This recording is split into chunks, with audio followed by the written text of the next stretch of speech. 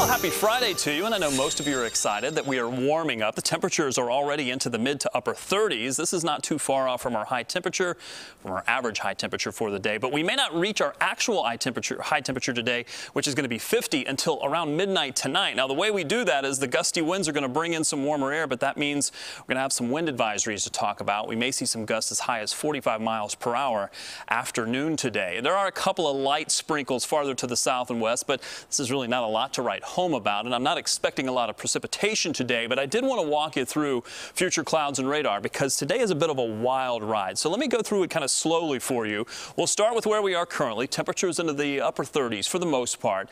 Temperatures will continue to warm even before the sun comes up, and by midday today, I think we're going to be in the mid 40s. So your lunchtime is going to see temperatures into the mid 40s, but you're going to be dealing with clouds for most of the day. The clouds I don't think are going to go anywhere. You might get a brief peak of sunshine, but don't expect it, and it is going to be windy today, especially as we get into the afternoon. That's what's helping to warm us up. Through about sunset, the temperatures continue to warm up. We may see some 50s pop up by that point, but more clouds, more breezy conditions, and more temperatures into the upper 40s.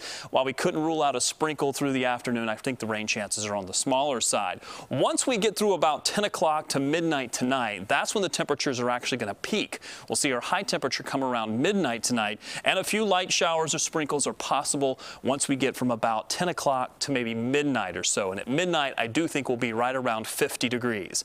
But watch how quickly the temperatures drop. From midnight tonight, we're around 50. You can cut that in half. And by tomorrow morning, we're going to be into the mid 20s. That's a huge drop of temperatures in about 6 hours time. But look at this. We've cleared it out, and we're going to see a lot of sunshine for Saturday, but it's not going to really be able to overcome the colder air that will have been in place. So here's the roller coaster that we're going to be on, warming up all the way through the afternoon. Even after the sun sets, we continue to warm up. There's our window of the best rain chance, and then the bottom falls out, and our temperatures drop. Will likely be in the mid 20s by early tomorrow morning.